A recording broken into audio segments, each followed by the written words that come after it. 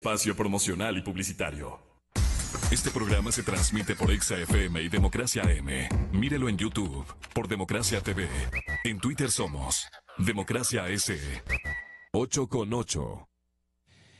Señor ministro, reciba nuestro saludo de bienvenida, muy respetuoso. Muchas gracias por esta digna comparecencia y bueno, hemos estado por algunos días solicitando su generosa presencia aquí, porque hay importantes temáticas que vale la pena y es del interés, incluso por lo que yo conozco del señor presidente de la República, de poder dar y compartir y dar una respuesta a numerosas inquietudes que dos foros espontáneos, el uno espontáneo, el otro organizado por el señor Contralor General del Estado, ha determinado una especie de intercambio de informaciones que al señor presidente de la República, de lo que yo conozco,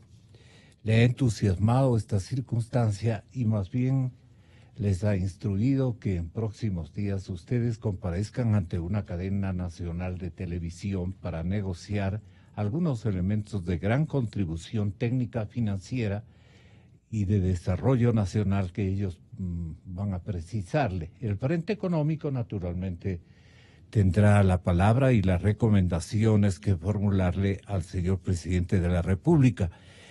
Sobre este evento pensamos nosotros que ojalá se pongan de acuerdo y surja un documento de orientación económica significativo. Pero aquí viene la primera pregunta. La parte ideológica va a imponerse seguramente a la parte que sugieran desde el lado de intereses más bien privados o de intereses que ideológicamente no sean compartidos por el gobierno del presidente Moreno o del Frente Económico, o será el señor presidente el que ponga las líneas, los trazos fundamentales para dar una respuesta a estas inquietudes de la mesa no servida en un caso y el documento que vayan a elaborar desde el lado de la Contraloría General del Estado. Pero más bola, perdone por el término, está dando el presidente Moreno a la mesa no servida. Este foro de economía y finanzas públicas que se ha organizado espontáneamente, el señor economista Abelardo Pachano fue ayer el encargado de presentar, digamos, el formato de las atenciones que tiene que ofrecer el sector público a las ideas que ellos también han configurado en este foro. En todo caso, señor ministro, ¿cómo está la apertura? Muchas gracias, Gonzalo. Muy buenos días con todos nuestros oyentes. Es importante siempre que quienes estamos ahora a cargo de los espacios de la función pública podamos comunicar de forma clara y diáfana cuáles son nuestras acciones y también hacer los comentarios respectivos de los eventos y situaciones que se están dando, como es este que usted menciona. Y es importante, Gonzalo, destacar que el gobierno tiene la mejor de las aperturas frente al diálogo. Nosotros somos muy respetuosos, estamos viviendo en un país democrático. Todas las ideas tienen que ser respetadas y valoradas, todas las formas de pensamiento, como debe ser. Y en este caso, estamos en ese marco del diálogo, evidentemente totalmente abiertos a escuchar y a recibir esas propuestas que podríamos luego también entrar en algún detalle en función de cómo podríamos encontrar otros elementos que apuntalen un manejo económico serio dentro de un programa económico muy claro que tiene el presidente Moreno. Evidentemente hay elementos ideológicos, eso es así, no podemos descartar de ninguna manera, ¿ya? Sobre la base de esos elementos ideológicos están definidos claramente los objetivos que se persiguen en este caso con el manejo macroeconómico, que en el caso del gobierno son objetivos claramente sociales. Nosotros buscamos el beneficio de las personas, que los ecuatorianos podamos vivir cada vez mejor.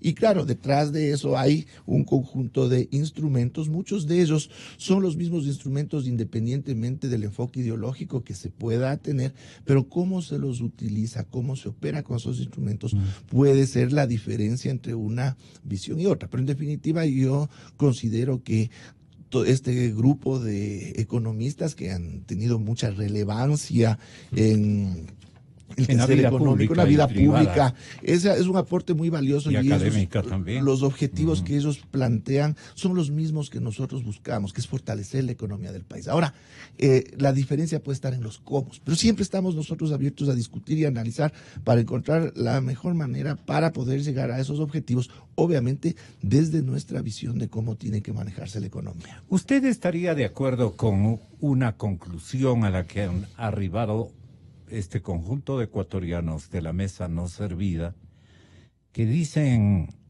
al frente, por lo menos como portavoz de esta sugerencia, de esta búsqueda de una coparticipación para ayudar al Estado y al pueblo ecuatoriano, el señor economista Abelardo Pachano, de gran experiencia, innegablemente, pero con sus propias ideas? Y allí también surgen varias visiones del problema económico nacional de coyuntura.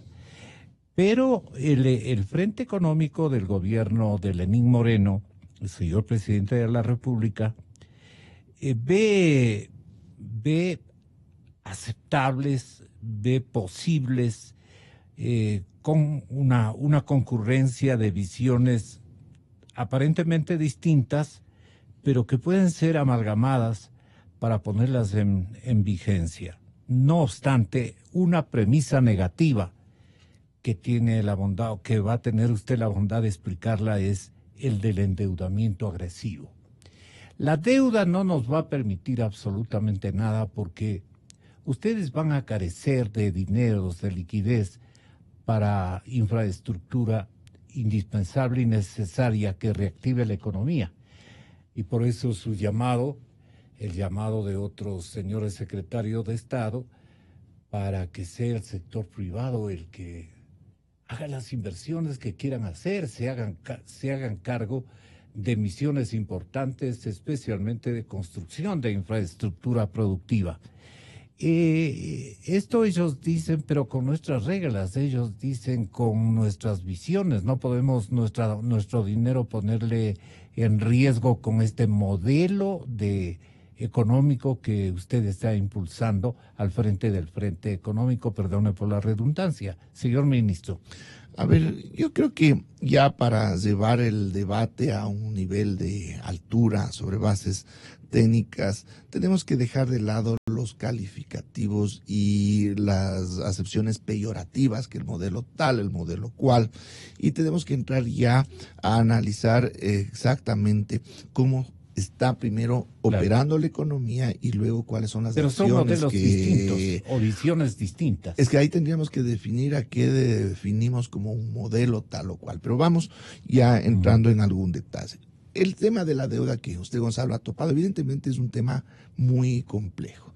Y ya desde una perspectiva ya de un debate más sólido, más real, hay que entender que es una situación a la que vamos a tener que enfrentar siempre. Todos los estados del mundo, por definición, para su operación, van a tener que recurrir a financiamiento. Ahora, la diferencia está en cómo se maneja ese financiamiento, evidentemente. Entonces, no podemos pensar que simplemente porque decidimos que la deuda no es conveniente vamos a dejar de endeudarnos. No es así, ¿ya? Nosotros lo que tenemos es que manejarla de forma adecuada. también hay una historia de esa deuda que está pesando fuertemente en el manejo económico actual. Eso también es muy cierto.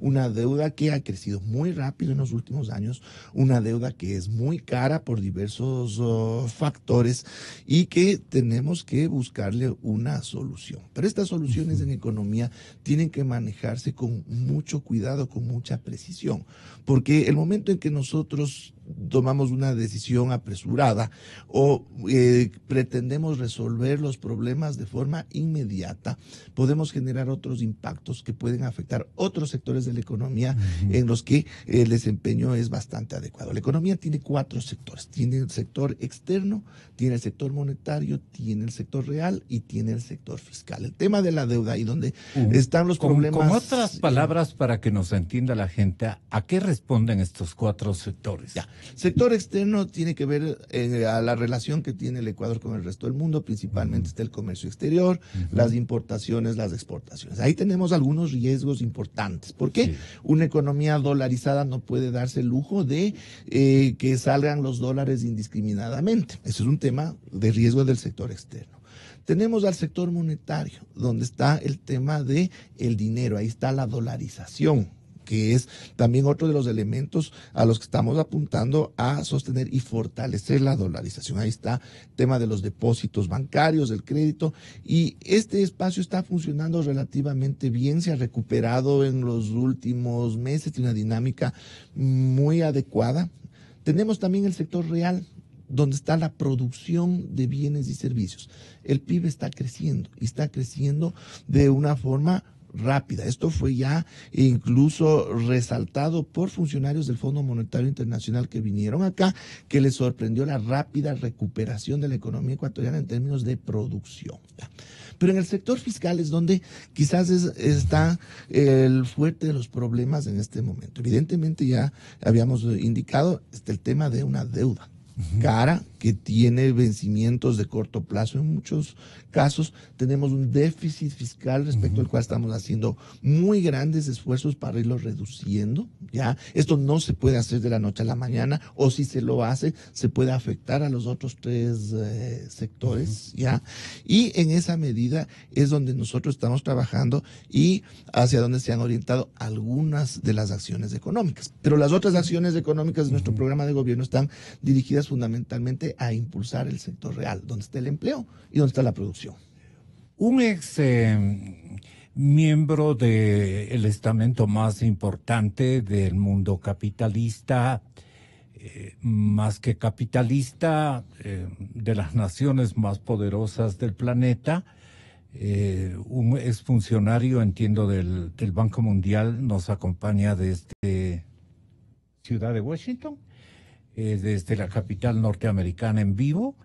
Le pedimos su autorización, señor ministro, o le compartimos, digamos, la idea de que Augusto de la Torre nos precise si el ámbito de renegociación de la deuda pública ecuatoriana está abierto, es factible, o las negociaciones de deuda se hicieron mal y advierten complejas situaciones para el actual frente económico.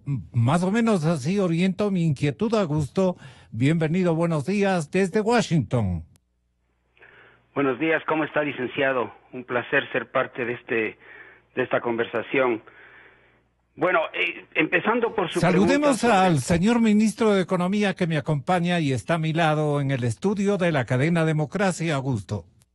Bueno, ministro, ¿cómo está usted? Entiendo que somos tocayos. Bueno, quería referirme un poco a su pregunta sobre la deuda.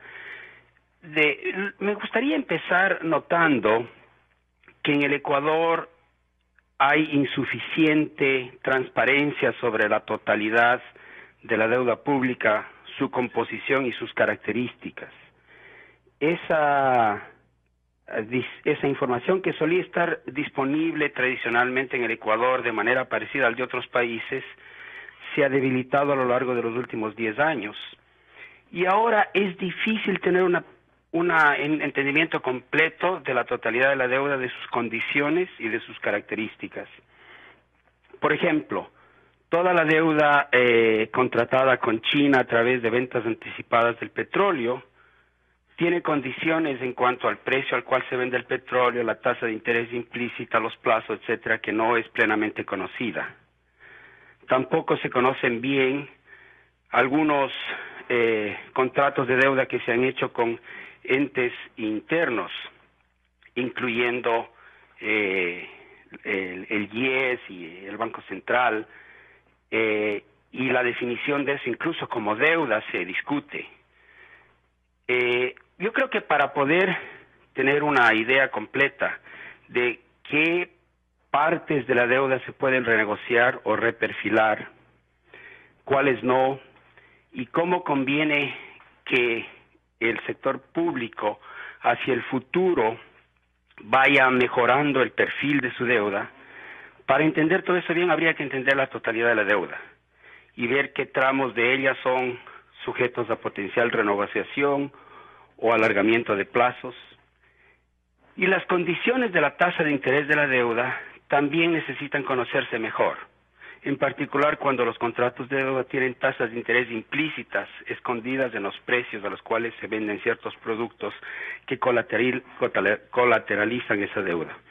De manera que eso me parece que es una tarea que está por delante, y yo le animo al ministro y a las autoridades a que transparenten las estadísticas de deuda y las entreguen de una manera más parecida como por ejemplo se las ve en Perú o en Colombia o en otros países de la región.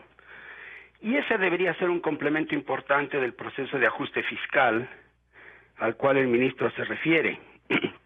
Yo creo que la mayor parte de los economistas concuerdan que el retorno al equilibrio y la viabilidad fiscal tiene que ser un proceso gradual, que no se lo puede hacer, como dice el ministro, de la noche a la mañana. Pero justamente cuando uno tiene un proceso gradual de restauración de los equilibrios fiscales, uno necesita preanunciar con bastante claridad los pasos que se van a tomar en los siguientes años. La razón de esto es para poder estimular la inversión privada, porque la inversión privada, los inversionistas privados cuando saben que va a haber un ajuste gradual fiscal, tienen la tendencia a posponer la inversión, a ver si el gobierno cumple lo que dice que va a cumplir. Entonces hay que darle guías más claras al inversionista privado para que el inversionista privado se anime a invertir incluso antes de que se termine el proceso de ajuste fiscal. Y para animarle a que haga eso hay que darle un horizonte con claridad. Entonces lo que me parece a mí que falta todavía en el Ecuador es un anuncio más completo de los hitos, de los objetivos, de las medidas que se van a cumplir para llegar a esos hitos y de la trayectoria que vamos a tener en las cuentas fiscales a lo largo, digamos, de los siguientes 2 o 3 años. Eso también es importante para organizar cómo se va a financiar esa trayectoria gradual, porque a lo largo de ese ajuste gradual se va a necesitar contratar deuda, porque por definición la deuda aumenta cada vez que hay un déficit fiscal. Pero es importante que se contrate la deuda para apoyar el ajuste fiscal y no para posponerlo. La impresión que tengo yo es que hasta ahora se ha tratado de no definir con claridad la trayectoria fiscal para los siguientes 3 años, sus hitos en particular, los objetivos y las medidas que se van a tomar para alcanzar esos hitos.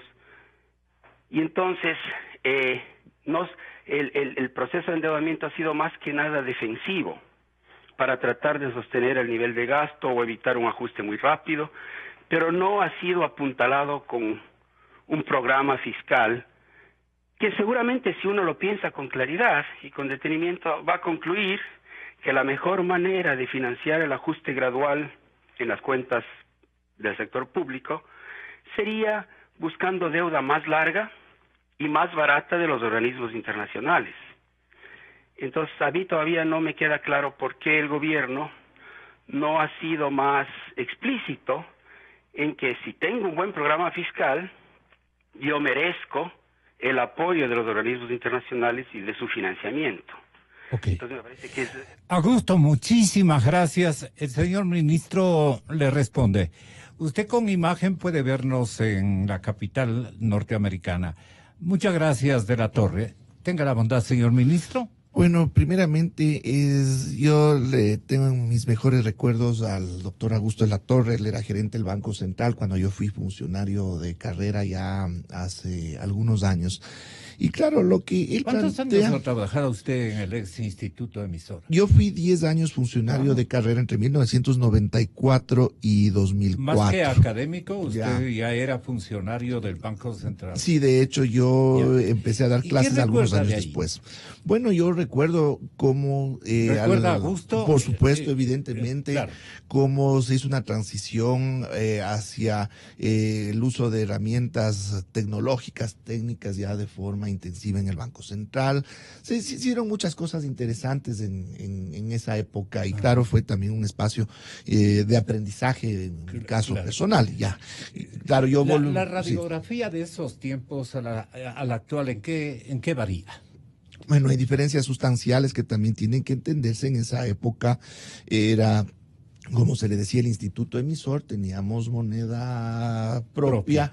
Eso implicaba otro tipo de operación muy diferente a la que le corresponde ahora al Banco Central en una economía dolarizada. Y de ahí, bueno, hay muchos elementos, muchas diferencias que también detrás conllevan elementos técnicos, políticos, pero primaban en ambos casos, en ambos modelos, el saneamiento, por ejemplo, de balanzas de pagos y balanzas comerciales y todos estos parámetros que había que sustentarse bien, adecuadamente, ¿no? Eso ha variado, señor ministro. Hoy tenemos emergencias por todos los ángulos. Tal vez fue desmesurada el endeudamiento y ahora tenemos ese tipo de dificultades. ¿Cómo usted puede arriesgar, si cabe el término, un discurso equitativo para el pueblo ecuatoriano y para la comprensión del señor presidente de la República, sin ideologizar, digamos, el comportamiento de la economía manejada desde la época de Correa? A ver, ahí hay que entender que además de los elementos que evidentemente están enmarcados dentro de una visión ideológica que siempre va a existir en la economía. ¿Por qué? Porque la economía es fundamentalmente política, eso no podemos desconocer. Hay espacios en los que ya prima la técnica, ya allá no entra la ideología, es más bien un ejercicio pragmático, y ahí es donde podemos encontrar muchos puntos de coincidencia entre los diversos economistas. Y lo que ha mencionado Augusto, efectivamente es así, es decir, eso no podemos decir o estar en contra de un análisis que ha hecho, pero también hay que entender cómo se dan las temporalidades para poder avanzar en esos esfuerzos para ir ya regularizando las cifras fiscales del Ecuador. Tenemos que entender que nosotros venimos de una etapa en la que llegamos a tener una recesión, cayó el Producto Interno Bruto del Ecuador, ahí es en ese contexto que se genera un muy fuerte endeudamiento bajo condiciones internacionales muy adversas que determinaron también en cierta medida esas condiciones del endeudamiento. Eso es importante tener en cuenta. Pero asimismo es importante entender que hay que ir avanzando por fases. Es decir, nosotros también encontramos el problema de muchos analistas, el tema de la información, y en eso vamos a ser muy claros y categóricos. Estamos ya armando nuevamente estadísticas, estamos ya desempolvando muchos de los datos que están por ahí desde hace varios años. ¿Por qué los ocultaron antes de su llegada al Ministerio de Finanzas? Bueno, y lo ocultaron sus alumnos. No, es un tema que no es de ocultamiento en mi caso como ministro, es decir, no fueron estadísticas que en otros tiempos eran públicas, después dejaron de publicarse. Hay diversas razones, inclusive hay razones hasta de orden técnico. Y en términos de la deuda, también eso tendrían que decirnos las autoridades de ese momento. Pero hay que entender que también el tema de la deuda es bastante complejo. Existen diferentes tramos de deuda, como se dice, diferentes segmentos y cada uno con sus propias características. Entendamos que si bien existe un total de pasivos del Estado, es decir, todas las obligaciones del Estado, ya, una parte de esas obligaciones, lo que es la deuda pública, esa deuda corresponde principalmente al ejercicio que se realiza desde el presupuesto general del Estado. Pero también tenemos las empresas públicas y ahí tenemos a Petroecuador y Petroamazonas, que son empresas muy grandes que tienen capacidad también de contratar deuda de ellos como empresas a nivel internacional, y tenemos asimismo otro tramo muy importante en el que están inmersas todas estas operaciones petroleras con complejidades técnicas y características muy diferentes a lo que es un crédito convencional, por ejemplo, que se puede obtener en un banco en el exterior. Entonces, todas estas diferencias. Esta especie de caótica administración a cambio de negocios nada prudentes, sino rendidores de parte de China, por ejemplo, y de alguna zona de intermediación en el negocio petrolero, ¿no le han llevado al perfil de la deuda ecuatoriana a una suerte de deuda anárquica? No, a ver, esta complejidad no solo es para el caso del Ecuador, es para todos los países del mundo en que función... están negociando con China. Y no, en general, dependiendo de cómo operan sus empresas públicas, de cómo opera su gobierno central. Es decir, la deuda es un tema muy complejo aquí y en cualquier parte del mundo. Y esa complejidad tiene que entenderse muy bien para poder evaluar adecuadamente las condiciones en las que se ha dado ese financiamiento. Es un primer elemento que tiene que tomarse en cuenta. Es decir, no se puede hacer apreciaciones sencillas así sin el conocimiento adecuado de estos elementos técnicos que son bastante complejos. Otro elemento que tiene... ¿Cómo describiría usted las características de la deuda con los chinos y con los tailandeses? Porque no responden a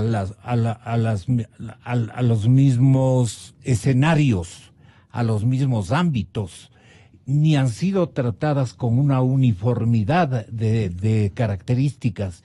Entonces, ¿eso es lo que a usted le lleva a decir que la deuda ecuatoriana es súper compleja?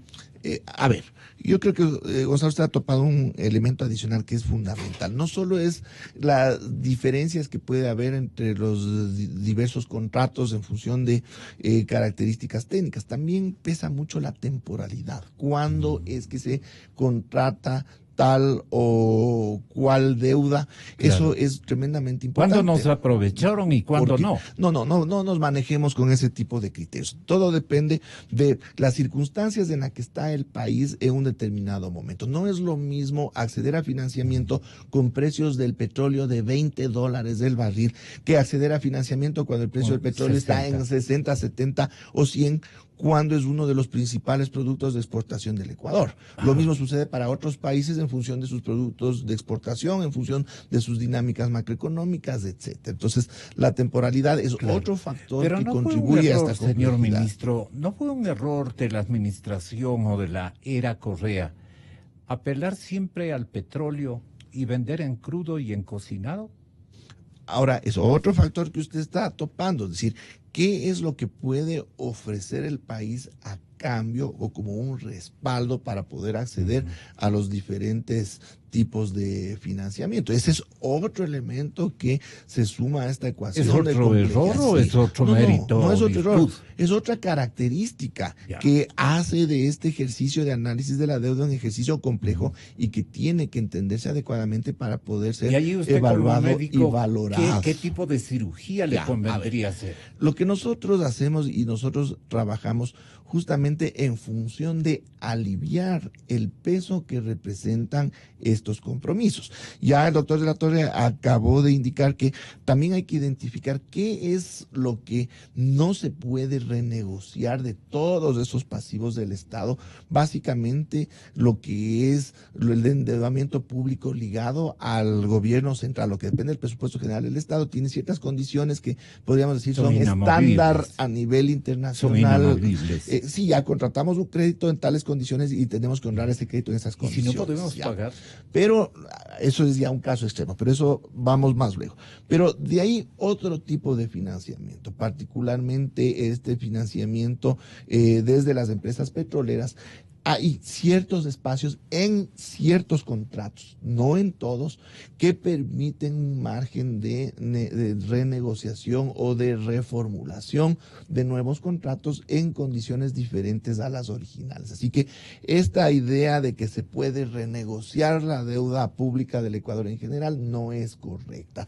Habrá algunos espacios muy puntuales en los que se puede hacer algún ejercicio más en lo que es una deuda comercial de las empresas públicas que lo que es la deuda pública en general relacionada al manejo desde el presupuesto general del Estado. Señor ministro, usted entonces no debería estar de acuerdo con las mecánicas o los procedimientos que está utilizando la primera autoridad de control de nuestro país, en este caso el señor Pablo Celi, en su condición de Contralor General del Estado. Porque mire usted, él viene prácticamente a reconocer que nos han abusado, que los bonos del Ecuador están entregados en condiciones muy favorables a los prestatarios y no a los intereses del país. El momento en que entra a analizar solamente ese tema, los bonos del Ecuador se caen ayer por investigación de la Contraloría sobre la deuda, dice aquí el titular del diario El Universo de esta víspera. Los bonos ecuatorianos bajaron este día martes, o sea, esta antevíspera, luego de la noticia de que la Contraloría iba a auditar la deuda emitida en los últimos 5 años del gobierno del expresidente Rafael Correa, según reporta IFR, un servicio de información financiera de Thomson Reuters. Esto le hace pensar a usted de que son temas mal concebidos en el momento de haber negociado estos bonos, que ahora producen una especie de susto y se caen los bonos o buscan desprenderse de esos bonos simple y llanamente porque van a investigar las características de cómo se negociaron estos papeles. ¿Esta explicación le resulta a usted molestosa darle al pueblo ecuatoriano? No, para nada, y más bien me permite aclarar exactamente qué es lo que sucede y no va por la línea que usted plantea, Gonzalo, y más bien comentemos qué es lo que sucede. Primeramente, el gobierno nacional... ¿Qué es lo que sucedió?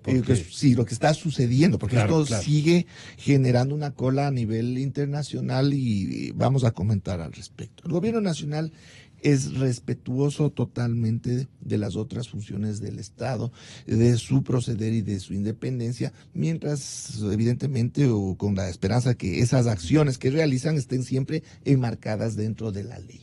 ¿Ya? ¿Qué es lo que sucede? ¿Pero usted no cree que el Contralor ha recibido instrucciones del mismo estamento suyo, quizá quizá del propio señor presidente de la República? Me atrevo a pensar de esta manera. A ver, vamos a los hechos, que es lo que puedo analizar. No quiero entrar en ningún tipo de especulación al respecto. Sí, pero porque ¿qué es lo es que sucede? especulación la mía. Ya. Entonces, existe un examen ya de la deuda pública que se viene realizando desde meses atrás y como Ministerio de Economía y Finanzas hemos abierto las puertas a la Contraloría, inclusive con la presencia física de sus técnicos de nuestras dependencias para que puedan revisar absolutamente toda la documentación y ellos puedan elaborar de la forma más adecuada sus informes. Pero frente a este ejercicio de examen de la deuda pública, como es de conocimiento público, se ha conformado esta veeduría, ¿ya? ¿Y qué es lo que está detrás ya a nivel internacional? Porque hay que entender que las acciones de otras funciones del Estado no son independientes en términos de los efectos que pueden generar a la imagen del país, tanto a nivel interno como externo. En el año 2007-2008, como todos recordaremos, se creó asimismo una comisión en el gobierno del presidente Correa para hacer un examen también a la deuda en ese momento, ¿ya? Y luego de los resultados de ese examen, el Ecuador entró en default dentro de una estrategia que en su momento se planteó default, quiere decir que se dejó de pagar en este caso los intereses de los bonos Global 2012, ¿ya? Que eran algo así como 31 millones de dólares, se dejaron de pagar. ¿Y qué es lo que sucedió?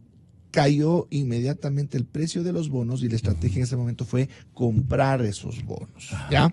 Pero esta situación de default, como se llama, en que se deja de pagar o intereses o capital, lo que hace es ponernos una marca negativa en nuestro expediente para futuro financiamiento. Y esa marca negativa la seguimos cargando hasta el día de hoy. Entonces, ¿qué es lo que sucede? ¿Estamos en default en algunos...? No, la carga negativa, el señalamiento de que nosotros entramos en un default en el año 2008. Las calificadoras de riesgo mantienen esta penalización, que es lo que ha hecho que nuestro riesgo país sea alto, nuestra calificación financiera sea baja a nivel internacional. Las calificadoras mantienen muchas veces durante 10 años este tipo de penalizaciones. No la borran, digamos. Y ahora que ya estamos en posibilidad de salir de esta situación y ya con riesgo país que ha venido bajando notablemente en las últimas semanas, parecería que se repite el escenario del 2008 y esa percepción a nivel internacional pone nerviosos a muchos inversionistas y la percepción del riesgo del Ecuador se incrementó notablemente en estos últimos días. Solamente porque abrió la boca, sugirió una veeduría el señor Contralor General del Estado para ver cómo han hecho los procesos de endeudamiento, cómo han negociado los préstamos, la deuda.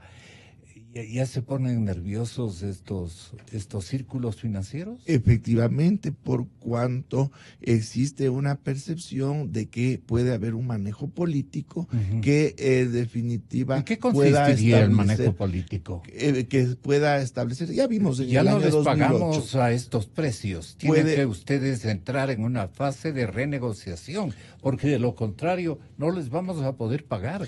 Empiezan a generarse, ahí sí, especulaciones en el sentido de cuál puede ser ese resultado que podría afectar a los pagos normales que realice el Ecuador, que de todas formas lo seguirá haciendo porque tenemos voluntad política y capacidad financiera. Entonces nuestro anuncio ¿Con esto es que no le quieren frenar a Celi? No, para nada. Nosotros lo que estamos haciendo desde mi espacio de responsabilidad es dar la señal de que independientemente de este ejercicio que realiza la Contraloría, el Ecuador sigue y seguirá cumpliendo estrictamente sus compromisos financieros internacionales, justamente para de alguna manera minimizar este efecto de expectativas que generó la situación que estamos comentando. Y entonces, ¿en qué quedamos respecto de la deuda? Usted sí va a plantear a nombre del Frente Económico y tiene instructivos del señor presidente de la República de atender algunas sugerencias que gente de la formación y de la talla de un Abelardo Pachano, de un Robalino Gonzaga, de Sued Morales, de Mauricio Pozo, de Pablo Lucio, de Walter Spurrier, de Eduardo Valencia, de su alumno que le mandó una cartita últimamente, José Hidalgo Payares, director general de Cordes, o sea, brazo derecho del expresidente Hurtado, de Augusto de la Torre, que tuvo la bondad de participar hace unos instantes. ¿Usted va a protagonizar alguna tertulia televisada, digamos, y radiodifundida para ver qué es lo que se puede acoger de los planteamientos que, como este de Abelardo Pachano, surgieron desde esta víspera? El foro es el resultado de la angustia a la que hemos llegado a pedirle especialmente al Ejecutivo que reflexione sobre la necesidad de reenrumbar la política económica hacia el restablecimiento de los equilibrios básicos, toda la colectividad pueda llegar a concebir un concepto de principios que hagan de la política económica una política de Estado, que deje de ser manipulada por los políticos del momento o que deje de ser utilizada por los populistas que se aprovechan.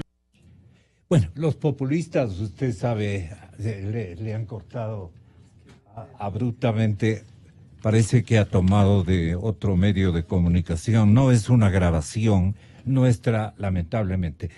Pero bueno, aquí vino uno de los integrantes, el exministro Flores, y dijo lo que está en este documento que usted ya le debe haber revisado. Evidentemente, claro que sí. Ustedes van a hacer este programa, es decir, esta exposición de lado y lado, para ver qué se puede aprovechar de las sugestiones que hacen este grupo de ciudadanos especializados en materia económica, señor ministro. Claro que sí, Gonzalo, y ya entiendo que se está extendiendo ya las invitaciones respectivas a estos economistas para que el día miércoles en Guayaquil podamos desarrollar una sesión para que ellos puedan exponer con todo el detalle y la apertura necesaria. Eso tendríamos que confirmar, claro. Ya está organizándose el evento y claro, el equipo económico estaremos ahí presentes y también esperamos que estén otros economistas de otras tendencias, porque es importante que este sea un diálogo muy abierto a diversas posturas y claro, si es que esto se lo realiza desde una perspectiva técnica, porque hay que entender que nosotros somos fundamentalmente técnicos. Yo vengo de la academia, no entendida como la docencia, sino como un espacio de ejercicio de investigación científica, ¿ya? Entonces, sobre la base de estos elementos en los que nosotros trabajamos en el día a día, poder contrastar estas ideas que nos proporcionarán y sobre esa base evaluar también si es que hay elementos positivos. Evidentemente nosotros los vamos a incorporar, pero tienen que ser elementos... Es una mente abierta, no es una mente cargada de una ideología que no quiere compartir absolutamente ninguna otra idea o de determinada visión que no vaya con lo suyo.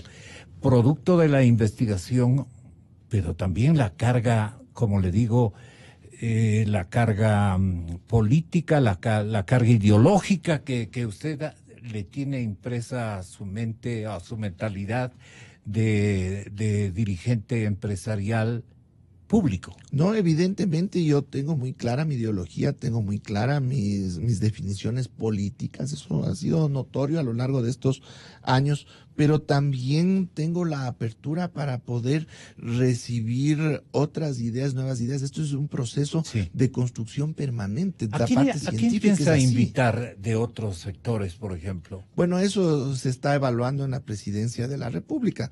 Entendamos, por ejemplo, que existen 27 o 28 facultades de economía a nivel nacional donde se desarrolla investigación formal y seria. Sería un aporte interesante, también otras visiones desde sus sectores.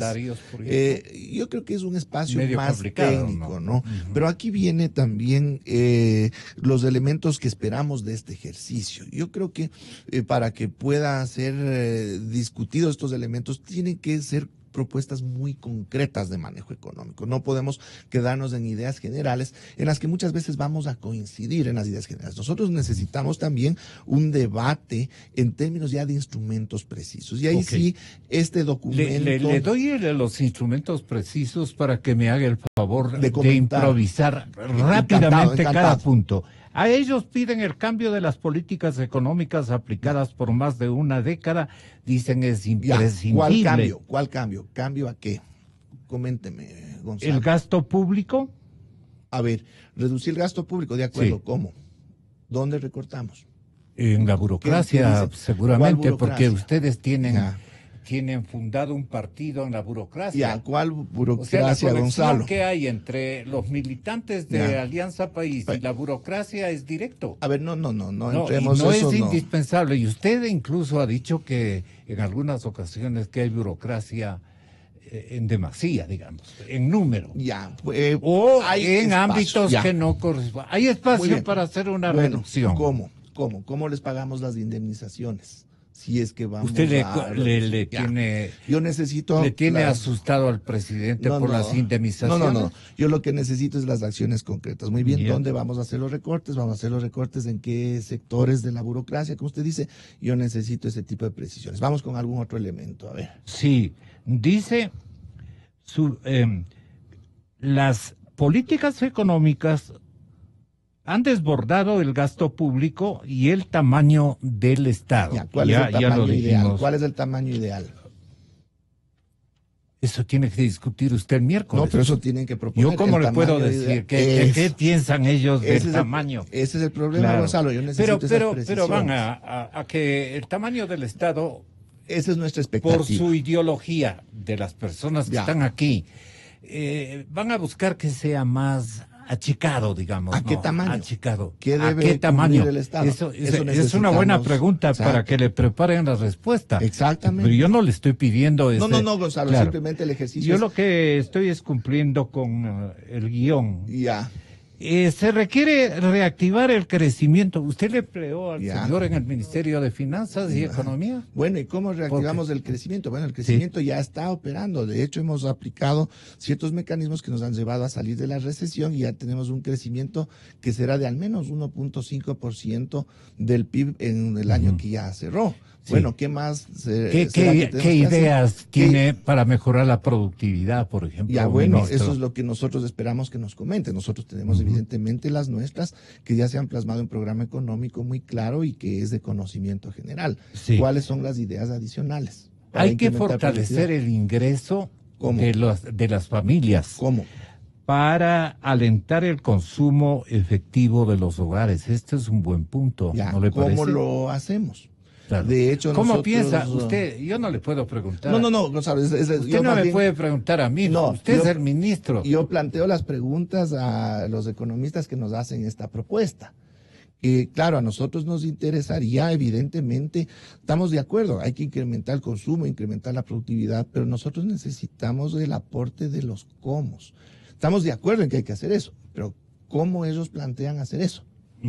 ¿Ya? Eso vamos nosotros a conocerlo exactamente. El día miércoles. Eso es lo que esperamos. Y una última cosa, el gasto público promedio equivalente al 23.7 del tamaño de la economía en relación al Producto Interno Bruto durante estos 10 años siguientes. Sí. ¿Ya? Bueno, ahí también es un tema de los diagnósticos. Nosotros tenemos que estar claros en los diagnósticos. En las cifras. Sí, en las cifras, ya. Hay que entender que el gasto público estaba disperso en diferentes cuentas, podríamos decirlo así, y también hubo un ejercicio de consolidación que evidentemente significó un incremento. Pero más allá de eso, ¿cuál es el gasto público adecuado? ¿Es el adecuado 43%? ¿Es más o es menos? Necesitamos las bases técnicas que nos digan cuál es el adecuado. Esos son los aportes que nosotros requerimos, ese nivel de debate, ese nivel de desarrollo. Porque si nos quedamos con propuestas o ideas generales, créame, Gonzalo, en muchas de ellas estamos totalmente de acuerdo. De acuerdo. Pero ¿cómo vamos a implementar todo eso ya enfrentando las complejidades de la realidad? Ahí es donde yo me sentiría realmente muy contento de poder recibir aportes concretísimos que nos permitan perfeccionar nuestra Ministro, gestión. lo último, para defender la dolarización, pues. Este es el patrimonio mayúsculo que tiene la República del Ecuador y que tenemos que hacerla subsistir. Bueno, allí ¿qué peligros subsisten? Bueno, ahí también es ¿qué es lo que nos propone en ese sentido? Nosotros tenemos claras acciones que van al sostenimiento de la dolarización. La primera, que ya se ha hablado muchas veces, que es de el impulso a los medios de pago electrónicos, y en ese contexto se transfirió la operación del dinero electrónico al sistema financiero nacional, en el que está la banca privada. Evidentemente. ¿Por qué? Porque la reducción de la demanda de billetes físicos ayuda a sostener la dolarización. ¿Ya? Existen otras herramientas en ese sentido que lo que cuidan es la salida de las divisas de la economía ecuatoriana. Es decir, tenemos instrumentos que están operando, pero si hay otros que pueden ser efectivos, nosotros también estamos dispuestos a escuchar, pero tienen que decirnos cuáles son esos instrumentos, porque en el fortalecimiento de la dolarización estamos todos de acuerdo, pero ¿cómo piensan estos economistas que podemos lograrlo a través de otros instrumentos más allá de los que estamos aplicando? Muy bien. Ministro, usted tiene un compromiso en la asamblea. Y entonces se queda picada incluso doña Lolita, que estaba escuchándole muy contenta. Y un saludo a Lolita y mi suegra, que nunca deja de escuchar su programa, y más aún cuando que Dios le pague, su nuero Lolita preferido está en los micrófonos. Aquí. Gracias, ministro. Hasta una próxima oportunidad. Gonzalo Rosero. Credibilidad incuestionable. Yo creo en la radio. Inicio de espacio promocional y publicitario. Si